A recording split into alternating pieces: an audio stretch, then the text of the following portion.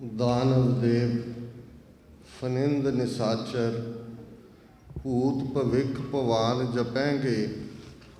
जीव जितै जल में थल में पल ही पल में सब थाप थपेंगे। पुन प्रतापन बाढ़ जैत तुन पापन के वो पुंज खपेंगे। साध समूह प्रसन्न फिरै जग शत्र सबै अवलोक चपेंगे। वाहिगुरु जी का खालसा वाहिगुरु जी की फतेह। साहिब श्री गुरु ग्रंथ साहिब जी की हजूरी में जुड़े बैठे सतगुरु जी का अपना आपा गुरु खालसा साध संगत जीओ, आप जी ने कल 12वीं सिख डे परेड दे विच जिस शरदा उत्साह का प्रगटावा किया और जिन्नी वड्डी गिणती सिख संगतां ने शमूलीयत की, ये उस एफर्ट नूं लग्या फल है जिहड़ा 12 वरे पहला इस विचार दे नाल शुरू होया कि खालसाई जलाओ, जिस तो लफज जलूस बनया सी कदे, इस नूं जरूर जदों असीं आइडेंटिटी क्राइसिस की गल करते हैं, शनाखत ते पछाण की गल करते हैं, उस दे विच साडे नगर कीर्तन साडियां पैरेड्स बहुत वडमुला जिहड़ा है उसने रोल अदा किया है। सो समूह प्रबंधक ते आप समूह सिख संगतां वधाई दियां पात्र हो। चंगा हुंदा भाई साहब भाई रणजीत सिंह दीवान च बैठे हुंदे, क्योंकि बहुत वार बेमतलब बहस तो कदे किसी नतीजे ते नहीं पहुँचती, पर विचार वटांदरे का मतलब हुंदा है कि जदों तुसी कुछ सवाल छड़ जांदे हो जां कुछ नुकते उन्हां दे उत्ते अपना तजिया दिंदे हो, तो फिर ये जरूरी भी हुंदा है कि उस दा जवाब जां उस दा दूसरा नुकता निगाह भी जरूर सुनिया जाना चाहिए। और मैं समझदा कि विचार होना, विचारां दी भिन्नता होना जां अड अड नज़रिया रखना, ये भी जिउंदियां कौमां की निशानी हुंदी है। बहुत वार असीं जिसनूं भेड़ चाल कहंदे हैं, भेड़ चाल का मतलब ही ये हुंदा है कि एक भेड़ जिधर नूं तुरदी है, जिन्हां ने कदे पहाड़ी इलाकों भेड़ां नूं देखिया, बहुत वार सडनली खड्ड आ जाती है तो अगली भेड़ जदों उस दे उत्ते थल्ले डिगदी है, पिछलियां भी डिगदियां जांदियां ने, कई बार 20-25 भेड़ां उस खड्ड 'च डिग के मर जांदियां। वो भेड़ चाल हुंदी है, सारे उन्होंने फॉलो करते हैं। तो जिथे जानदार कौमां की गल है, गुरु ने विचार नूं, डिस्कशन नूं, कंसैंसस नूं जिहड़ा ये गुरु नानक साहब दे नाल ही इसकी जदों असीं शुरुआत देखते हैं, डायलॉग की गल, गुरु नानक साहब का फरमान है, जब लग दुनिया रही है नानक किछ सुनिए किछ कही है। हुण कहण तो पहलां सुनन की गल है। एक कई बार अफसोस हुंदा है कि असीं अज बहुत वार कंस्ट्रक्टिव जां क्रिएटिव डायलॉग नहीं करते, इस कदर असीं इनटॉलरेंट हैं दूसरे दे विचारां प्रति कि किते भी विचारां दा जिहड़ा डिफरेंस है उसनूं असीं निजी विरोध दे विच कन्वर्ट करते हैं। गल सुन के फिर कहण दी हुंदी है, पर जरूरी हुंदी है जिसने कही है वो भी जरूर सुने। भी एक रुझान है, वैसे मैं पिछले 30 साल तो देखते हैं बहुत बार साडे जिहड़े जथे ने जां प्रचारक ने जां स्पीकर ने पोलीटिकल भी, वो अपनी गल कह के चलते हुंदे ने, भावें बहाना कई बार रुझेवें दा हुंदा है, बहुत बार कमरे 'च जाके सुते हुंदे ने, पर गल उन्होंने 2-3 नुकते लिआंदे। एक उन्होंने शेयर कोट किया किसी अदीब का कह के, जिहड़ा कि अलामा इकबाल का शेयर है, तो उसका एग्जैक्टली वो मतलब है जिहड़ा कल दे दीवान च भी मैं सामने लिआंदा सी, और अज भी उहदे नाल जुड़दा मैं दूसरा शेयर भी कहना चाहांगा जिहड़ा इस गल नूं समझांदा है कि गुलामी की है ते गुलामी कदे ना कबूलना, ये कितना इंपॉर्टेंट है। ये अलामा इकबाल का शेयर है, ए ताहिरे लाहूती उस रिज़्क से मौत अच्छी जिस रिज़्क से आती हो परवाज़ में कुताही। हुण शाहीन होए बाज होए ਅਸੀਂ ਬਾਜ ਦੀ ਵੀ ਪਰਵਾਜ਼ ਦੀ ਗੱਲ ਕਰਦੇ, ਤੇ ਜਦੋਂ ਅਸੀਂ 10ਵੇਂ ਪਾਤਸ਼ਾਹ ਵੱਲੋਂ ਮਨੁੱਖੀ ਇਤਿਹਾਸ ਦਾ ਇਹ ਕ੍ਰਿਸ਼ਮਾ ਖਾਲਸਾ ਸਾਜਨਾ ਦਿਵਸ ਦੀ ਗੱਲ ਕਰ ਰਹੇ ਹਾਂ, ਤੇ ਸਾਡੇ ਮਨ ਦੀਆਂ ਅੱਖਾਂ ਸਾਹਮਣੇ ਚਿੱਟੇ ਬਾਜ਼ਾਂ ਵਾਲੇ ਨੀਲੇ ਦੇ ਸ਼ਾਹ ਸਵਾਰ ਗੁਰੂ ਕਲਗੀਧਰ ਪਾਤਸ਼ਾਹ, ਉਹਨਾਂ ਦਾ ਉਹ ਰੂਪ ਸਾਡੇ ਸਾਹਮਣੇ ਆਉਂਦਾ ਹੈ। ਬਾਜ, ਸ਼ਾਹੀਨ, ਜਿਹਨੂੰ ਹੌਕ, ਫੈਲਕਨ, ਈਗਲ, ਬਹੁਤ ਸਾਰੇ ਅੰਗਰੇਜ਼ੀ ਦੇ ਸ਼ਬਦ ਨੇ ਉਹਨਾਂ ਦੇ ਸਪੀਸ਼ੀਜ਼ ਦੇ ਮੁਤਾਬਕ। ਇਸ ਦੀ ਬੜੀ ਅਹਿਮੀਅਤ ਹੈ, ਬਹੁਤ ਜ਼ਿਕਰ ਹੋਇਆ ਸਾਡੇ ਇਤਿਹਾਸ ਪਰੰਪਰਾ 'ਚ। ਬਾਜ ਸ਼ਿਕਾਰੀ ਹੈ, ਬਾਜ ਅਸਮਾਨ ਦੇ ਪੰਛੀਆਂ ਦਾ ਸਾਵਰਨ ਹੈ, ਧਰਤੀ ਦੇ ਜੀਵਾਂ ਦਾ ਸਾਵਰਨ ਸ਼ੇਰ ਹੈ, ਤੇ ਸਮੁੰਦਰੀ ਜੀਵਾਂ ਦੇ ਵਿੱਚ ਤਾਕਤਵਰ ਸਾਵਰਨ ਮਗਰਮੱਛ ਹੈ। ਬੇਸ਼ੱਕ ਜਦੋਂ ਅਸੀਂ ਨਿਹੰਗ ਲਫ਼ਜ਼ ਇਸਤੇਮਾਲ ਕਰਦੇ, ਤੇ ਬਹੁਤ ਵਾਰ ਨਿਹੰਗ ਕਿਉਂਕਿ ਗੁਰਬਾਣੀ 'ਚ ਵੀ ਨਿਰਭਉ ਹੋਏ ਦੇ ਨਾਲ ਜੁੜਿਆ ਹੋਇਆ, ਜਿਹੜਾ ਬੇਡਰ ਹੈ, ਪਰ ਫਾਰਸੀ ਦੇ ਵਿੱਚ ਨਿਹੰਗ ਮਗਰਮੱਛ ਨੂੰ ਕਹਿੰਦੇ ਨੇ, ਜਿਹੜਾ ਸਮੁੰਦਰੀ ਜੀਵਾਂ ਦੇ ਵਿੱਚ ਸਾਵਰਨ ਹੈ। ਸਿੰਘ ਦੀ ਗੱਲ ਅਸੀਂ ਕਰਦੇ ਹਾਂ, ਬਹੁਤ ਵਾਰ ਸ਼ੇਰ ਦੇ ਵਿਆਪਕ ਇਸ ਦੇ ਅਰਥ ਹੁੰਦੇ ਨੇ, ਪਰ ਸਿੰਘ ਸਾਵਰਨਟੀ, ਪ੍ਰਭੂ ਸੱਤਾ ਦੀ ਗੱਲ ਵੀ ਕਰਦੇ। ਜਦੋਂ ਅਸੀਂ ਦੇਖਦੇ ਹਾਂ ਕਿ ਸਾਡੇ ਨੇਟਿਵ ਜ਼ਬਾਨ ਦੇ ਵਿੱਚ ਜਿਹੜਾ ਤਖਤ ਹੈ, ਉਸ ਦੇ ਲਈ ਸ਼ਬਦ ਸਿੰਘ ਆਸਨ ਹੈ, ਜਿਸ ਦਾ ਮਤਲਬ ਹੈ ਸਿੰਘ ਦਾ ਆਸਨ। ਹੁਣ ਕਿਉਂਕਿ ਬਾਦਸ਼ਾਹ ਸਿੰਘਾਸਨ 'ਤੇ ਬੈਠਦੇ ਨੇ, ਸਿੰਘ ਸਾਵਰਨ ਹੈ, ਤੇ ਸਾਵਰਨ ਬਹਿਣ ਵਾਲਾ ਸਿੰਘਾਸਨ 'ਤੇ ਬੈਠਾ ਹੈ, ਪਰ ਸ਼ੇਰ ਬਿਨਾਂ ਸ਼ੱਕ ਜੰਗਲ ਦੇ ਜਾਨਵਰਾਂ ਦਾ ਰਾਜਾ ਹੈ, ਉਸ ਦੀ ਭਬਕ ਹੈ। ਸ਼ੇਰ ਜਦੋਂ ਬੁੱਢਾ ਵੀ ਹੋ ਜਾਏ, ਭਾਈ ਸਾਹਿਬ ਭਾਈ ਵੀਰ ਸਿੰਘ ਇੱਕ ਥਾਂ ਕਹਿੰਦੇ ਨੇ, ਜਦੋਂ ਸ਼ੇਰ ਨੂੰ ਸ਼ਿਕਾਰ ਕਰਨਾ ਨਾ ਆਏ, ਬੁੱਢਾ ਹੋ ਜਾਏ, ਉਹਦੇ ਯੋਗ ਨਾ ਹੋਏ, ਪਰ ਫਿਰ ਵੀ ਸ਼ੇਰ ਆਪਣੀ ਭਬਕਾਰ ਨਹੀਂ ਛੱਡਦਾ।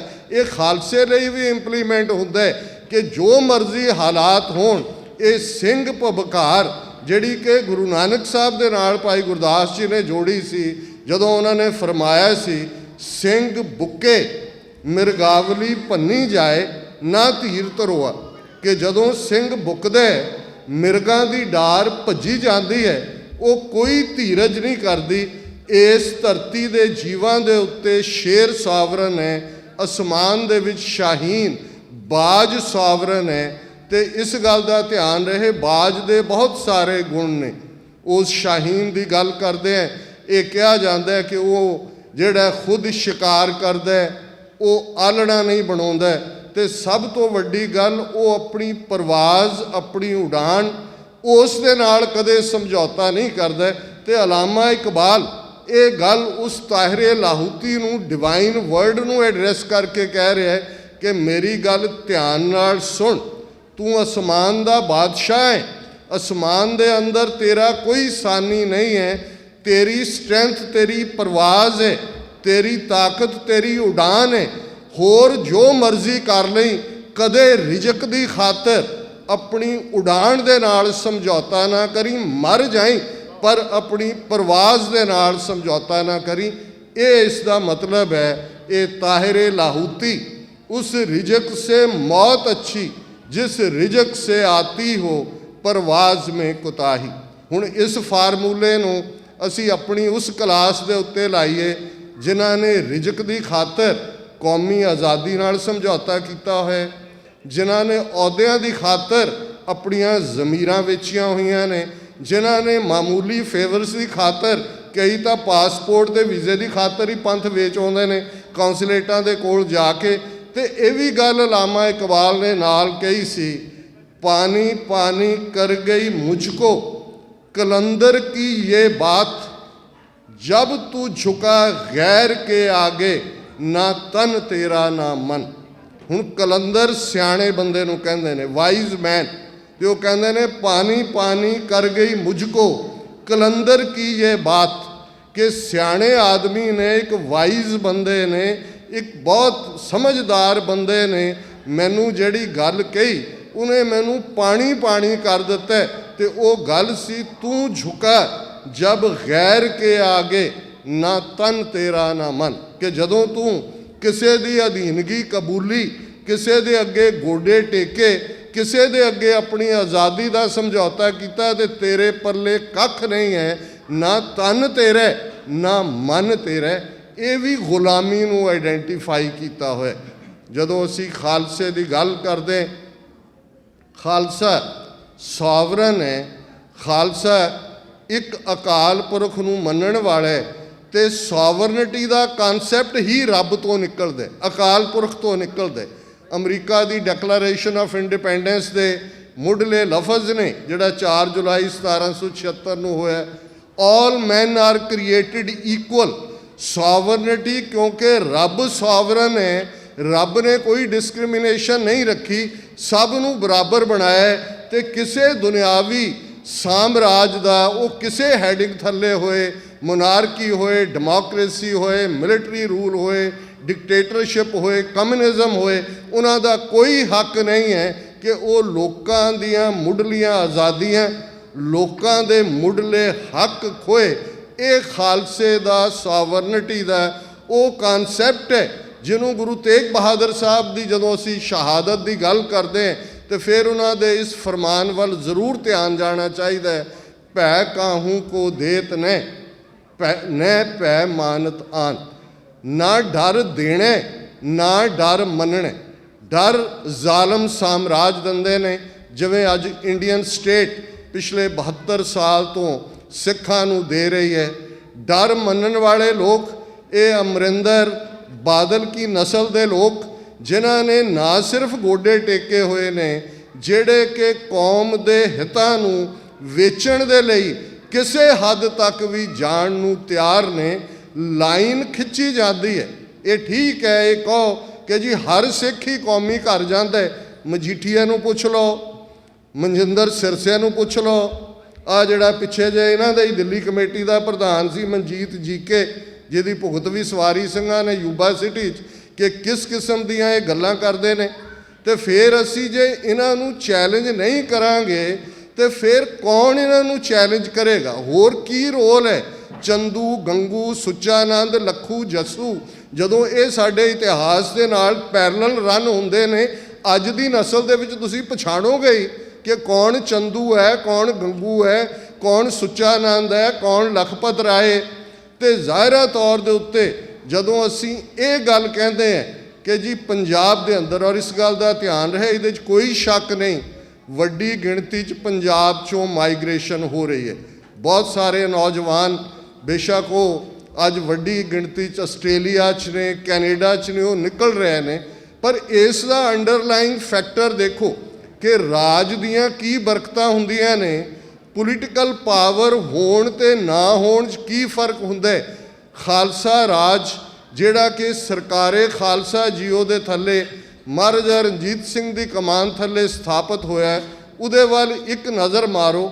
1.5 ਲੱਖ ਮੁਰੱਬਾ ਮੀਲ ਦਾ ਉਹ ਐਮਪਾਇਰ, ਦਰਾ ਖੈਬਰ ਤੋਂ ਲੈ ਕੇ ਔਰ ਉਸ ਤਿੱਬਤ ਤੱਕ। ਤਿੱਬਤ ਇੱਕ ਬਫਰ ਸਟੇਟ ਸੀ, ਬਫਰ ਜ਼ੋਨ ਸੀ, ਜਿਹੜੀ ਕਿ ਟ੍ਰਾਈਪਾਰਟਾਈਟ ਟ੍ਰੀਟੀ ਮਹਾਰਾਜਾ ਰਣਜੀਤ ਸਿੰਘ ਦੇ ਬੇਟੇ ਖੜਕ ਸਿੰਘ ਦੇ ਨਾਲ emperor of China, Dalai Lama of Tibet ਤੇ ਸਰਕਾਰੇ ਖਾਲਸਾ ਜੀਓ 1842 ਦੇ ਵਿੱਚ ਸਾਈਨ ਹੁੰਦੀ ਹੈ। ਇਹ ਟ੍ਰਾਈਪਾਰਟਾਈਟ ਟ੍ਰੀਟੀ ਤਿੱਬਤ ਨੂੰ ਇੱਕ ਬਫਰ ਸਟੇਟ ਮੰਨਦੀ ਹੈ, ਸਰਕਾਰੇ ਖਾਲਸਾ ਜੀਓ ਔਰ ਐਂਪਰਰ ਆਫ ਚਾਈਨਾ ਦੇ ਵਿਚਾਲੇ। ਤੇ ਇਸ ਗੱਲ ਵੱਲ ਧਿਆਨ ਰਹੇ। ਅੱਜ ਜਦੋਂ ਅਸੀਂ ਜਨਰਲ ਐਲਾਰਡ ਦੀ ਗੱਲ ਕਰਦੇ, ਜਨਰਲ ਵੈਂਤੁਰਾ ਦੀ ਗੱਲ ਕਰਦੇ, ਪੈਨਸਿਲਵੇਨੀਆ ਦੇ ਡਾਕਟਰ ਦੀ ਗੱਲ ਕਰਦੇ ਹਾਂ, ਭਾਈ ਕਾਹਨ ਸਿੰਘ ਨਾਭਾ ਨੇ 50 ਤੋਂ ਜ਼ਿਆਦਾ ਉਹਨਾਂ ਅਮਰੀਕਨ, ਯੂਰਪੀਅਨ ਆਫੀਸਰਸ ਦੀ ਲਿਸਟ ਦਿੱਤੀ ਹੈ ਜਿਹੜੇ ਸਰਕਾਰੇ ਖਾਲਸਾ ਦੇ ਵਿੱਚ ਮੁਲਾਜ਼ਮ ਸਨ। ਉਹਨਾਂ ਦੇ ਵਿੱਚ ਨੈਪੋਲੀਅਨ ਬੋਨਾਪਾਰਟ ਦੇ ਉਹ ਜਨਰਲ ਵੈਂਤੁਰਾ, ਨੈਪੋਲੀਅਨ ਬੋਨਾਪਾਰਟ ਜਿਹੜਾ ਫ੍ਰੈਂਚ ਪ੍ਰਾਈਡ ਹੈ ਉਹਦਾ ਜਨਰਲ ਸੀ। ਹੁਣ ਉਹ ਐਸਾ ਕੀ ਸੀ ਕਿ ਯੂਰਪ ਜਾਂ ਅਮਰੀਕਾ ਦੇ ਇਹ ਲੋਕ ਜਾ ਕੇ ਲਾਹੌਰ ਦੇ ਅੰਦਰ ਉਹਨਾਂ ਸ਼ਰਤਾਂ ਦੇ ਉੱਤੇ, ਇਹਨਾਂ ਦੇ ਦਾੜੀਆਂ ਵੀ ਰੱਖੀਆਂ ਹੋਈਆਂ ਸੀ, ਇਹ ਸਮੋਕਿੰਗ ਨਹੀਂ ਸੀ ਕਰ ਸਕਦੇ ਪਬਲਿਕਲੀ, ਇਹ ਪਾਰਟ ਆਫ ਦਾ ਐਗਰੀਮੈਂਟ ਸੀ, ਕਿਉਂਕਿ ਇਹ ਪੋਲੀਟੀਕਲ ਪਾਵਰ ਦਾ ਕ੍ਰਿਸ਼ਮਾ ਹੁੰਦਾ ਹੈ ਕਿ ਜਦੋਂ ਤੁਹਾਡੇ ਕੋਲ ਪੋਲੀਟੀਕਲ ਪਾਵਰ ਹੁੰਦੀ ਹੈ, ਉਹ ਐਮਪਾਇਰ ਕੱਲਾ ਸਿੱਖਾਂ ਦਾ ਨਹੀਂ ਸੀ। ਸਿੱਖ ਉਸ ਐਮਪਾਇਰ 'ਚ ਵੀ 12-14% ਸਨ, ਪਰ ਜੇ ਸ਼ਾਹ ਮੁਹੰਮਦ ਕੀਰਨੇ ਪਾਉਂਦਾ ਕਿ ਭਾਈ ਇੱਥੇ ਸਾਰੇ ਅਮਨ ਅਮਾਨ ਨਾਲ ਵੱਸਦੇ ਸਨ, कोई तीजी कौम कदे नहीं सी आई। तो ये राज की गल है। जे अज पंजाब दे अंदर जिन्हां ने पंजाब नूं कॉलोनी बनाया है, उन्होंने इकनॉमिकल सरकमस्टांसिस वो पैदा कर दिते ने। सिख किसान मर रहा है, नौजवानी नशियां दी शिकार है। आ पिछले दिनों तरन तारण दे नेड़े एक पिंड च एक पत्रकार ने एक बजुर्ग नूं इंटरव्यू किया। अजकल वोटां दा सीजन है, सारे पासे पुछया जा रहा है। उन्होंने पुछया जी तुसी की महसूस करते हो, किहनूं वोटां पाओगे? कहंदा जी काहदियां वोटां, एक पीढ़ी खाड़कू कह के मार दित्ती, दूसरी ड्रग्स नाल मार दित्ती, तीसरी जमनी कोई नहीं। जो हालात पैदा किए हुए ने, जे ये गुलामी नहीं है तो होर गुलामी किहनूं कहंदे ने? जे अज रेफरेंडम 2020 की गल हुंदी है, बेशक लेटेस्ट सेंसस के मुताबिक पंजाब दे विच 67% सिखां की आबादी है, पर इहदे बावजूद ये नीति लगातारता नाल चल रही है कि किवें यूपी बिहार के लोगों को लिया के सिस्टमैटिकली पहला स्लम्स दे विच वसाया जाता है, फिर उन्होंने बिजली का कनैक्शन दिता जाता है, राशन कार्ड बनाए जाते हैं। बादल अकाली दल के वेले बीजेपी के मिनिस्टरां ने यकीनी बनाया कि उन्हां दीयां वोटां भी बन। उन्हां दी लॉन्ग टर्म नीति है कि पंजाब दे विच जिथे एक पासे नौजवान निकल रहे हैं, उत्थे तुसीं जिहड़ी पॉपूलेशन की डायनामिक्स है, जिहड़ी पॉपूलेशन डेमोग्राफी है, उसनूं बदलो। एक ही गुलाम कौमां इजराइल का की हाल किया, Lithuania, Latvia, Estonia, Soviet union दियां बाल्टिक स्टेटां मार ही दिते सी। बहुत सारे 2-2 मिलियन आबादी रह गई सी, पर जदों मुल्क बनते ने उही इजराइल जिहड़ा जदों 1948 च होंद चाहता है, उन्हां दे पल्ले कुछ नहीं सी। अज 70 साल बाद इजराइल दे सिटीजनस दी, और उन्हां दा किन्ना एरिया है? 8,500 स्क्वेयर माइल सारा इजराइल है। आबादी इजराइल की कितनी है? 6 मिलियन, पर उन्हां दी पर कैपिटा इनकम अमरीकन नालों भी ज़्यादा है।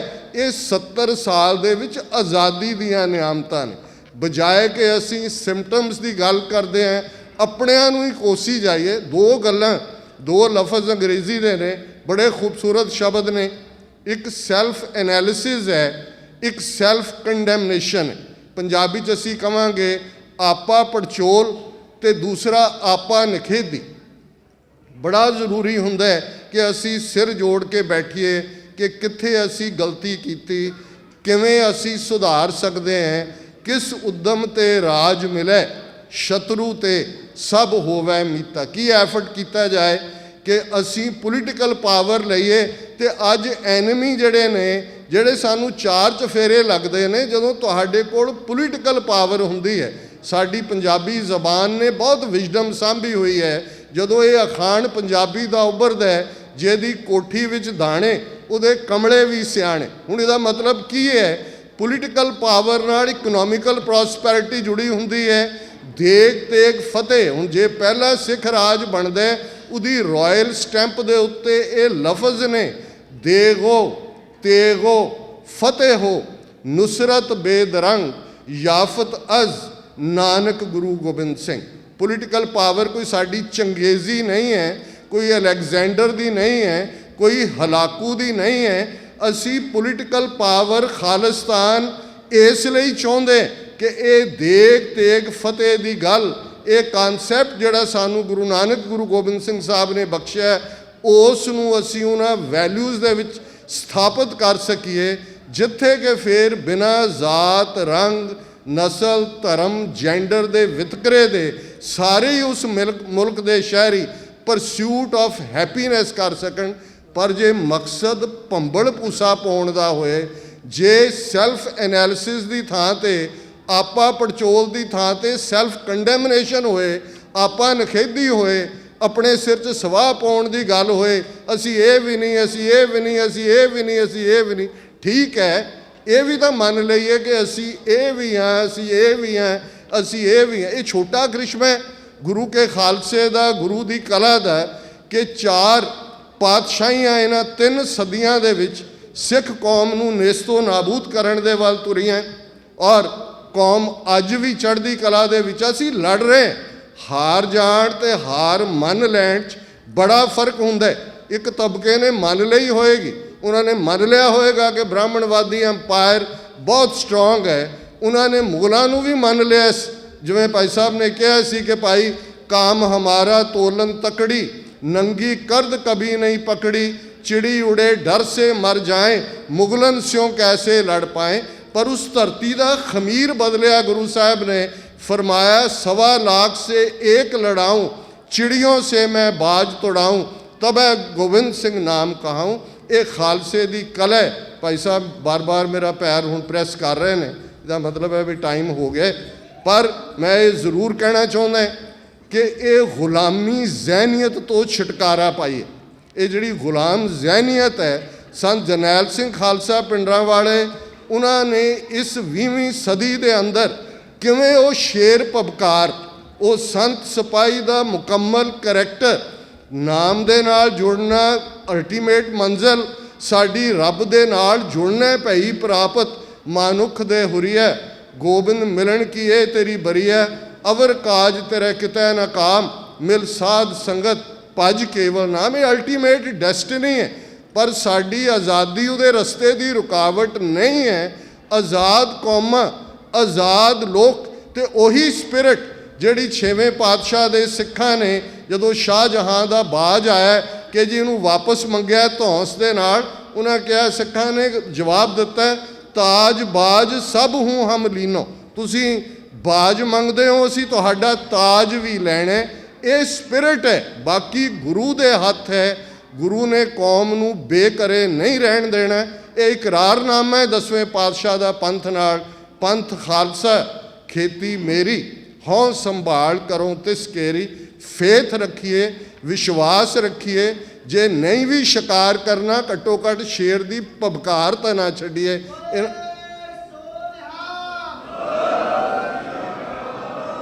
इन्हां शब्दां नाल किसी भी भुल चुक लई क्षमा की जाचना। वाहिगुरू जी का खालसा, वाहिगुरू जी की फतेह।